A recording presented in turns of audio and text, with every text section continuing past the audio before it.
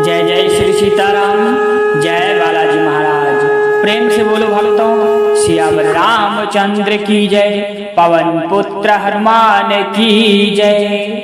प्यारे भक्तों, आज जिन्हें यह वीडियो प्राप्त हुआ है वह बहुत भाग्यशाली है। यह वीडियो आज जो कोई भी सुन रहा है उन्हें स्वयं संकट मोचन श्री हनुमान जी महाराज ने चुना है, उनके हर दुख से मुक्ति दिलाने के लिए। यदि आप भी उनमें से एक हैं तो आज आपका हर दुख समाप्त होने वाला है। बस आज आपको हनुमान भगवान की कृपा पाने के लिए उनके एक छोटे से मंत्र का जाप करना है जो हम आपको सुनाने वाले हैं। यह मंत्र बहुत ही छोटा है, किंतु इस मंत्र से आपका बड़े से बड़ा दुख भी पल भर में ही समाप्त हो जाएगा। यदि किसी व्यक्ति ने आपके लिए कुछ बुरा ऊपरी चक्कर करवाया है तो वह भी इस मंत्र की कृपा से हमेशा के लिए समाप्त हो जाएगा। यह मंत्र शत्रुनाशक होने के साथ साथ धन चुंबकीय भी है। इस मंत्र को जितना अधिक जप करेंगे उतना अधिक आपको लाभ मिलेगा, फिर चाहे वो दुखों की समाप्ति हो या फिर धन की प्राप्ति। बस इस मंत्र को 108 बार आज आपको हनुमान भगवान के आगे जप करना है। किंतु यदि लगता है कि किसी कारण से जप नहीं कर सकते तो इस मंत्र को केवल आप 108 बार अपने मोबाइल फोन पर लगाकर अवश्य सुनना है। बस इस बात का विशेष ध्यान रखना है कि इस मंत्र को बीच में अधूरा बिल्कुल भी नहीं छोड़ना है, तभी आपको इसका पूर्ण लाभ मिलेगा। तो चलिए इस मंत्र की जाप शुरुआत करते हैं। लेकिन उससे पहले अगर आप भी चाहते हैं कि बालाजी महाराज की कृपा आप पर हमेशा के लिए बनी रहे तो दिल से एक लाइक इस वीडियो को अवश्य करें और कमेंट बॉक्स में जय श्री राम जय हनुमान जी महाराज लिखकर अपनी हाजिरी लगाना बिल्कुल भी न भूलें। और ऐसे ही सनातन धर्म को आगे बढ़ाने के लिए हमारे चैनल को जरूर सब्सक्राइब करें। आइए इस महाबलशाली मंत्र का जाप शुरू करते हैं। ओम पवन पुत्राय नमः। ओम नमो भगवते हनुमते नमः। ओम पवन पुत्राय नमः। ओम नमो भगवते हनुमते नमः। ओम पवन पुत्राय नमः। ओम नमो भगवते हनुमते नमः। ओम पवन पुत्राय नमः। ओम नमो भगवते हनुमते नमः। ओम पवन पुत्राय नमः। ओम नमो भगवते हनुमते नमः। ओम पवन पुत्राय नमः। ओम नमो भगवते हनुमते नमः। ओम पवन पुत्राय नमः। ओम नमो भगवते हनुमते नमः। ओम पवन पुत्राय नमः। ओम नमो भगवते हनुमते नमः। ओम पवन पुत्राय नमः। ओम नमो भगवते हनुमते नमः। ओम पवन पुत्राय नमः। ओम नमो भगवते हनुमते नमः। ओम पवन पुत्राय नमः। ओम नमो भगवते हनुमते नमः। ओम पवन पुत्राय नमः। ओम नमो भगवते हनुमते नमः। ओम पवन पुत्राय नमः। ओम नमो भगवते हनुमते नमः। ओम पवन पुत्राय नमः। ओम नमो भगवते हनुमते नमः। ओम पवन पुत्राय नमः। ओम नमो भगवते हनुमते नमः। ॐ पवनपुत्राय नमः। ॐ नमो भगवते हनुमते नमः। ॐ पवनपुत्राय नमः। ॐ नमो भगवते हनुमते नमः। ॐ पवनपुत्राय नमः। ॐ नमो भगवते हनुमते नमः। ॐ पवनपुत्राय नमः। ॐ नमो भगवते हनुमते नमः। ॐ पवनपुत्राय नमः। ॐ नमो भगवते हनुमते नमः। ॐ पवनपुत्राय नमः। ॐ नमो भगवते हनुमते नमः। ॐ पवनपुत्राय नमः। ॐ नमो भगवते हनुमते नमः। ॐ पवनपुत्राय नमः। ॐ नमो भगवते हनुमते नमः। ॐ पवनपुत्राय नमः। ॐ नमो भगवते हनुमते नमः। ॐ पवनपुत्राय नमः। ॐ नमो भगवते हनुमते नमः। ॐ पवनपुत्राय नमः। ॐ नमो भगवते हनुमते नमः। ॐ पवनपुत्राय नमः। ॐ नमो भगवते हनुमते नमः। ॐ पवनपुत्राय नमः। ॐ नमो भगवते हनुमते नमः। ॐ पवनपुत्राय नमः। ॐ नमो भगवते हनुमते नमः। ॐ पवनपुत्राय नमः। ॐ नमो भगवते हनुमते नमः। ॐ पवनपुत्राय नमः। ॐ नमो भगवते हनुमते नमः। ॐ पवनपुत्राय नमः। ॐ नमो भगवते हनुमते नमः। ॐ पवनपुत्राय नमः।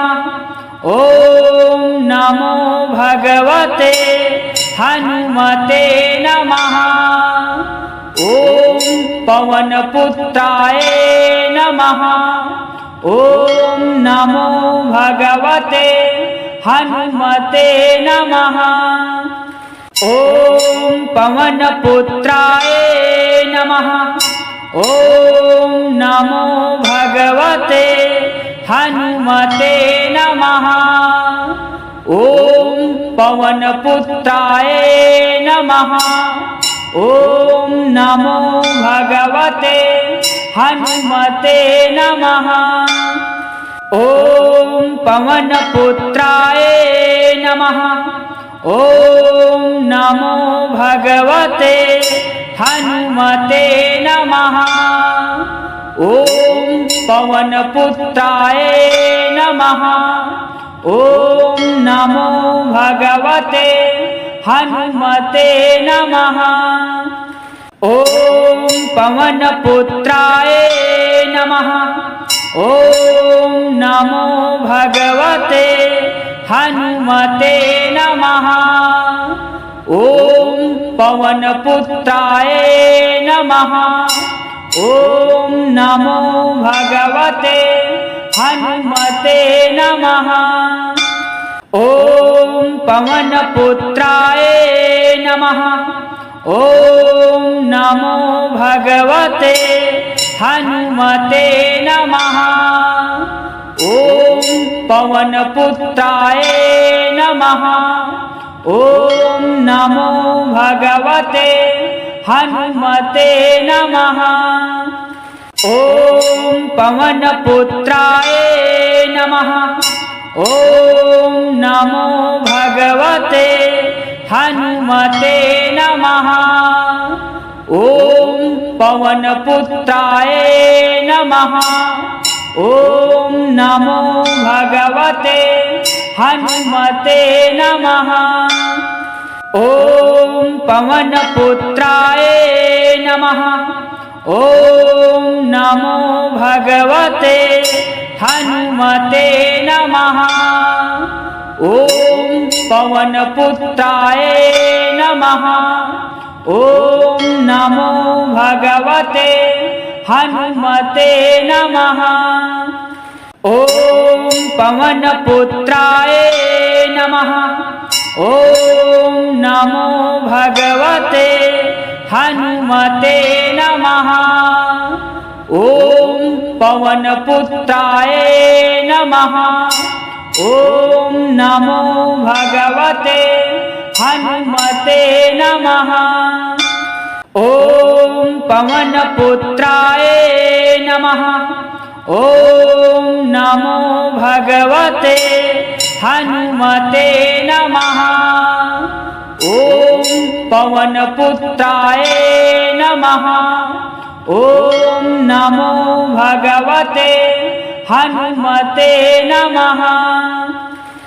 ॐ पवनपुत्राय नमः। ॐ नमो भगवते हनुमते नमः। ॐ पवनपुत्राय नमः। ॐ नमो भगवते हनुमते नमः। ॐ पवनपुत्राय नमः।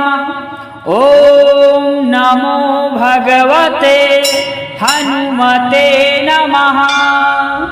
ॐ पवनपुत्राय नमः। ॐ नमो भगवते हनुमते नमः। ॐ पवनपुत्राय नमः।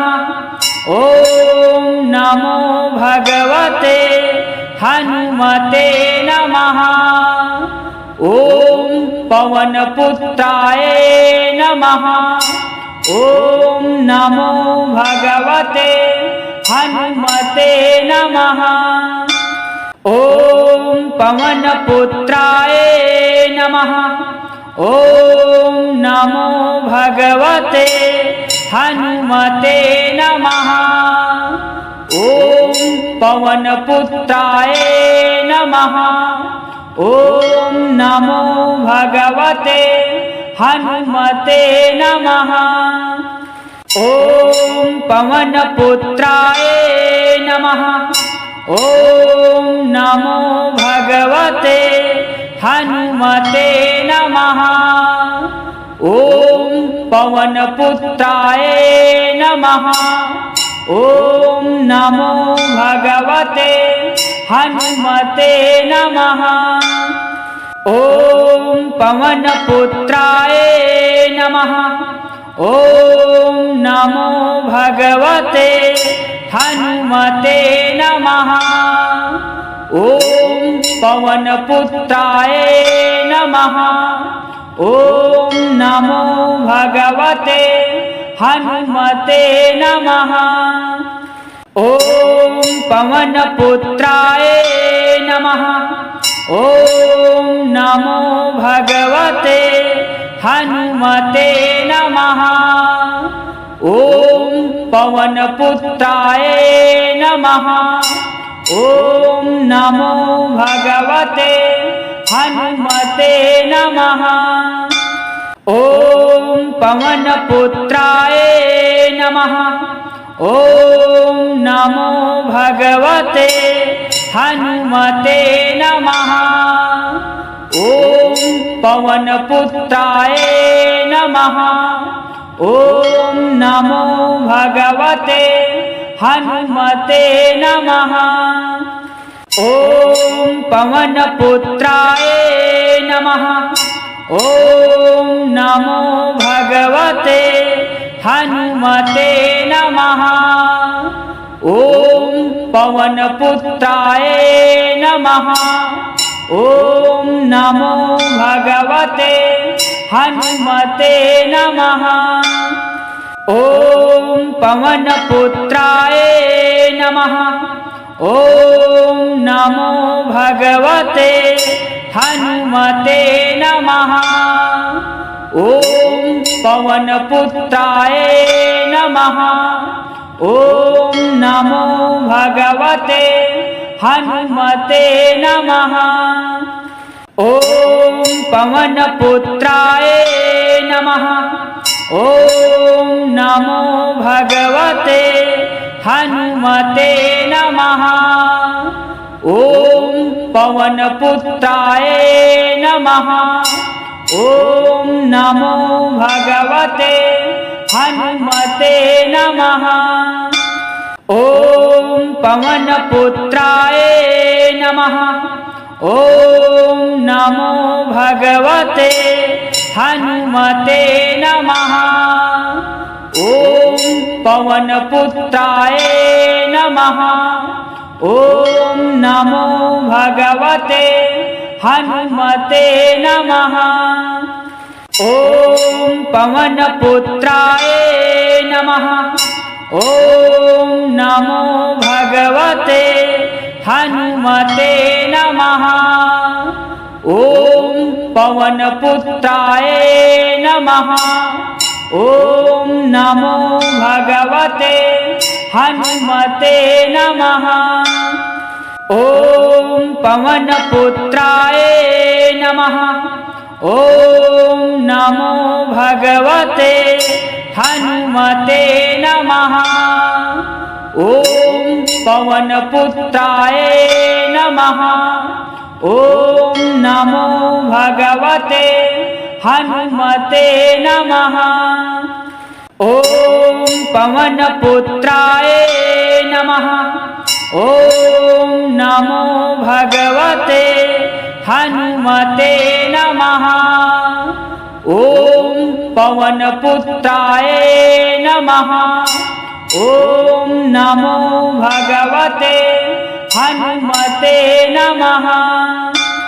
ॐ पवनपुत्राय नमः।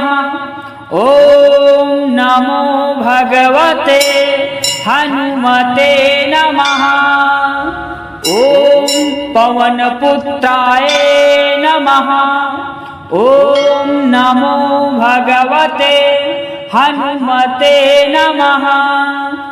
ॐ पवनपुत्राय नमः। ॐ नमो भगवते हनुमते नमः। ॐ पवनपुत्राय नमः। ॐ नमो भगवते हनुमते नमः। ॐ पवनपुत्राय नमः। ॐ नमो भगवते हनुमते नमः। ॐ पवनपुत्राय नमः। ॐ नमो भगवते हनुमते नमः। ॐ पवनपुत्राय नमः। ॐ नमो भगवते हनुमते नमः। ॐ पवनपुत्राय नमः। ॐ नमो भगवते हनुमते नमः। ॐ पवनपुत्राय नमः। ॐ नमो भगवते हनुमते नमः। ॐ पवनपुत्राय नमः। ॐ नमो भगवते हनुमते नमः। ॐ पवनपुत्राय नमः। ॐ नमो भगवते हनुमते नमः। ॐ पवनपुत्राय नमः। ॐ नमो भगवते हनुमते नमः। ॐ पवनपुत्राय नमः। ॐ नमो भगवते हनुमते नमः। ॐ पवनपुत्राय नमः। ॐ नमो भगवते हनुमते नमः। ॐ पवनपुत्राय नमः। ॐ नमो भगवते हनुमते नमः। ॐ पवनपुत्राय नमः। ॐ नमो भगवते हनुमते नमः। ॐ पवनपुत्राय नमः। ॐ नमो भगवते हनुमते नमः। ॐ पवनपुत्राय नमः। ॐ नमो भगवते हनुमते नमः। ॐ पवनपुत्राय नमः। ॐ नमो भगवते हनुमते नमः। ॐ पवनपुत्राय नमः। ॐ नमो भगवते हनुमते नमः। ॐ पवनपुत्राय नमः। ॐ नमो भगवते हनुमते नमः। ॐ पवनपुत्राय नमः। ॐ नमो भगवते हनुमते नमः। ॐ पवनपुत्राय नमः। ॐ नमो भगवते हनुमते नमः। ॐ पवनपुत्राय नमः। ॐ नमो भगवते हनुमते नमः। ॐ पवनपुत्राय नमः। ॐ नमो भगवते हनुमते नमः। ॐ पवनपुत्राय नमः। ॐ नमो भगवते हनुमते नमः।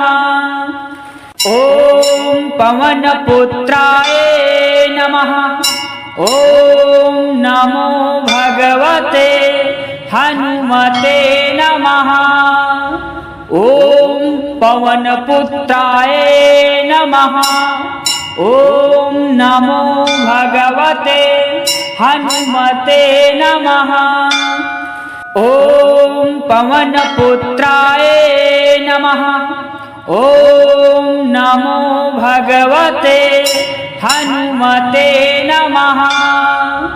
ॐ पवनपुत्राय नमः। ॐ नमो भगवते हनुमते नमः।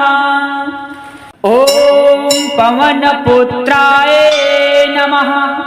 ॐ नमो भगवते हनुमते नमः। ॐ पवनपुत्राय नमः। ॐ नमो भगवते हनुमते नमः। ॐ पवनपुत्राय नमः। ॐ नमो भगवते हनुमते नमः। ॐ पवनपुत्राय नमः। ॐ नमो भगवते हनुमते नमः। ॐ पवनपुत्राय नमः।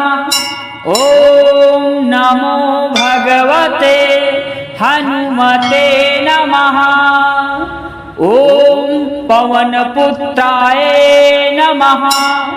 ॐ नमो भगवते हनुमते नमः। ॐ पवनपुत्राय नमः। ॐ नमो भगवते हनुमते नमः। ॐ पवनपुत्राय नमः। ॐ नमो भगवते हनुमते नमः। ॐ पवनपुत्राय नमः। ॐ नमो भगवते हनुमते नमः। ॐ पवनपुत्राय नमः। ॐ नमो भगवते हनुमते नमः। ॐ पवनपुत्राय नमः। ॐ नमो भगवते हनुमते नमः।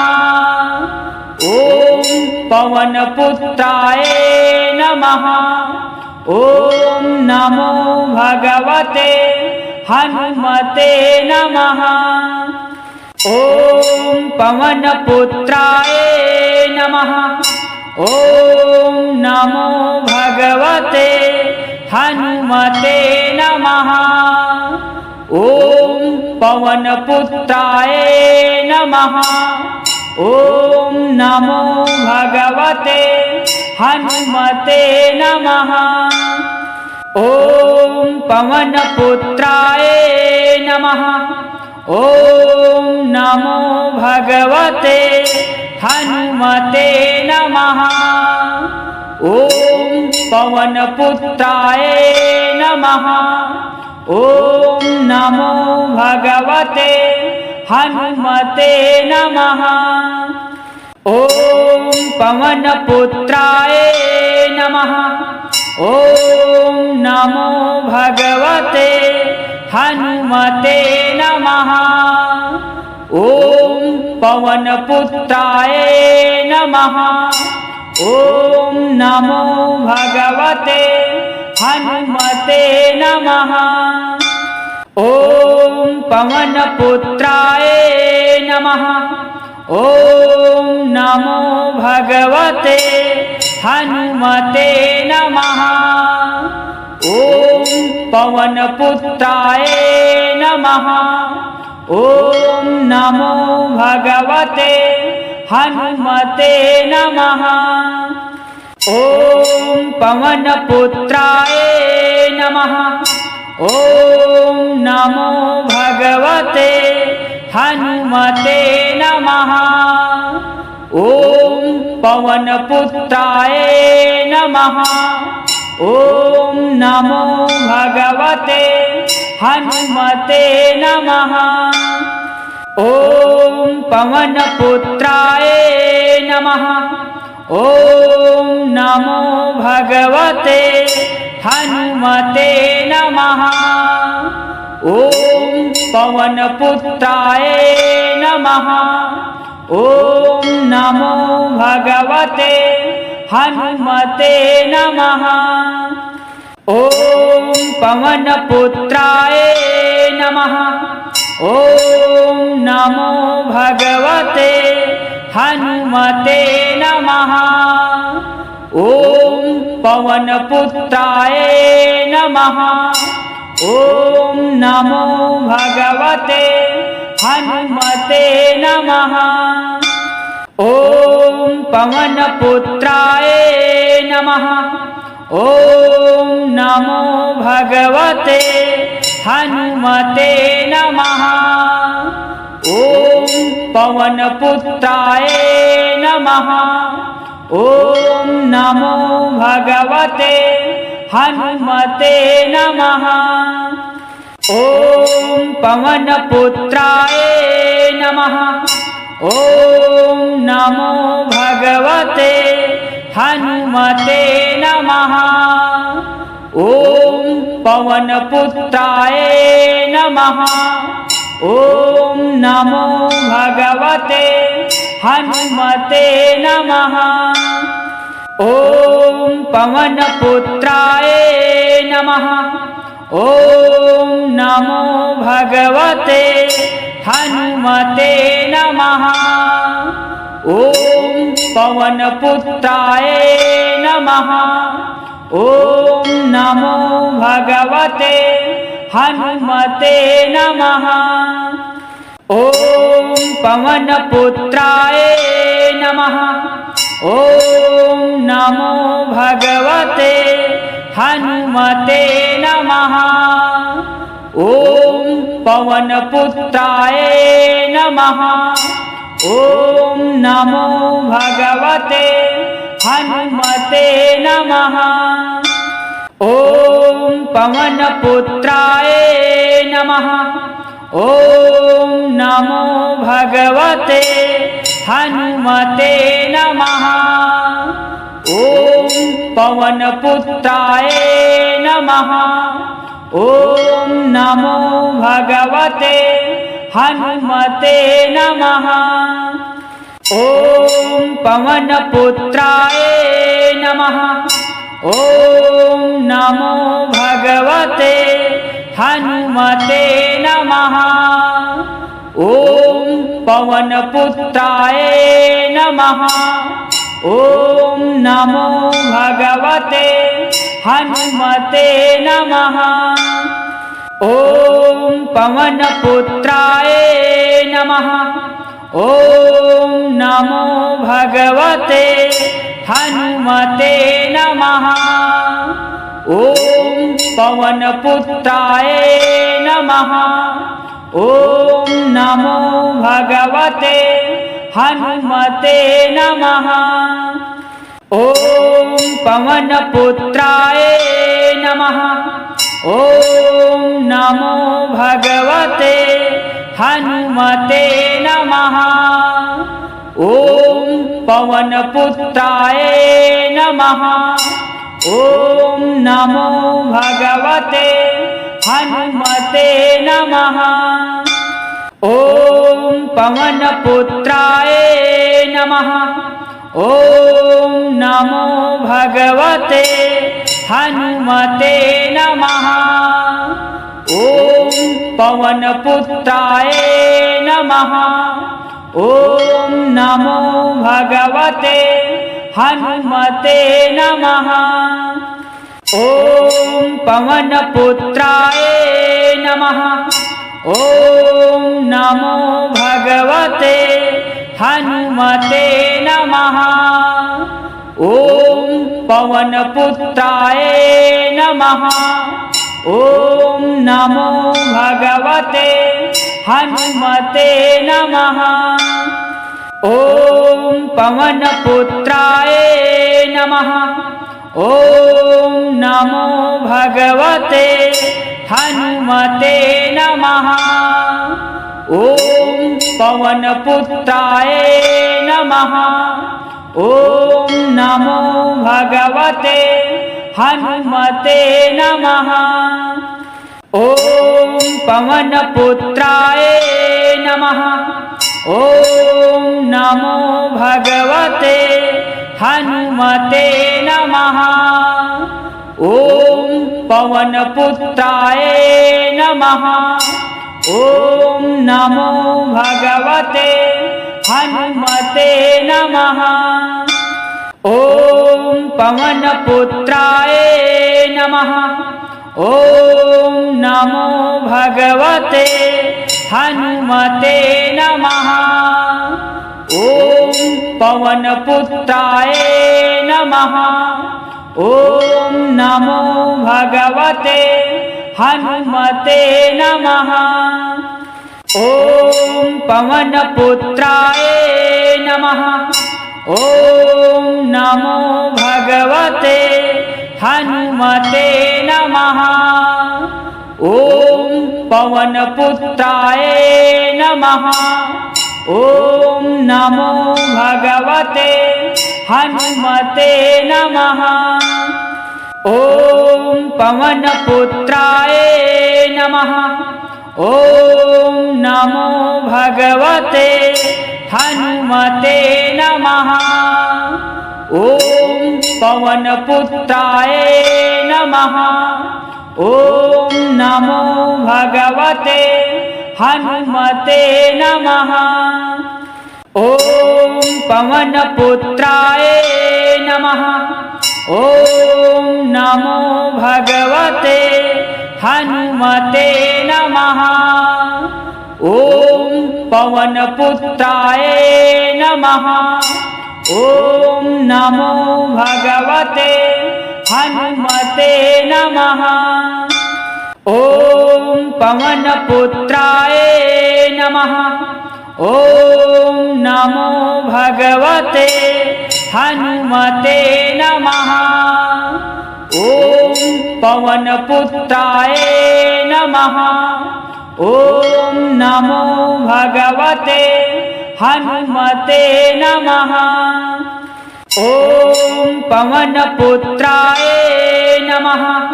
ॐ नमो भगवते हनुमते नमः। ॐ पवनपुत्राय नमः। ॐ नमो भगवते हनुमते नमः। ॐ पवनपुत्राय नमः। ॐ नमो भगवते हनुमते नमः। ॐ पवनपुत्राय नमः। ॐ नमो भगवते हनुमते नमः। ॐ पवनपुत्राय नमः। ॐ नमो भगवते हनुमते नमः। ॐ पवनपुत्राय नमः। ॐ नमो भगवते हनुमते नमः। ॐ पवनपुत्राय नमः। ॐ नमो भगवते हनुमते नमः। ॐ पवनपुत्राय नमः। ॐ नमो भगवते हनुमते नमः। ॐ पवनपुत्राय नमः। ॐ नमो भगवते हनुमते नमः। ॐ पवनपुत्राय नमः। ॐ नमो भगवते हनुमते नमः। ॐ पवनपुत्राय नमः। ॐ नमो भगवते हनुमते नमः। ॐ पवनपुत्राय नमः। ॐ नमो भगवते हनुमते नमः। ॐ पवनपुत्राय नमः। ॐ नमो भगवते हनुमते नमः। ॐ पवनपुत्राय नमः। ॐ नमो भगवते हनुमते नमः। ॐ पवनपुत्राय नमः। ॐ नमो भगवते हनुमते नमः। ॐ पवनपुत्राय नमः। ॐ नमो भगवते हनुमते नमः। ॐ पवनपुत्राय नमः। ॐ नमो भगवते हनुमते नमः। ॐ पवनपुत्राय नमः। ॐ नमो भगवते हनुमते नमः। ॐ पवनपुत्राय नमः। ॐ नमो भगवते हनुमते नमः। ॐ पवनपुत्राय नमः। ॐ नमो भगवते हनुमते नमः। ॐ पवनपुत्राय नमः। ॐ नमो भगवते हनुमते नमः। ॐ पवनपुत्राय नमः। ॐ नमो भगवते हनुमते नमः।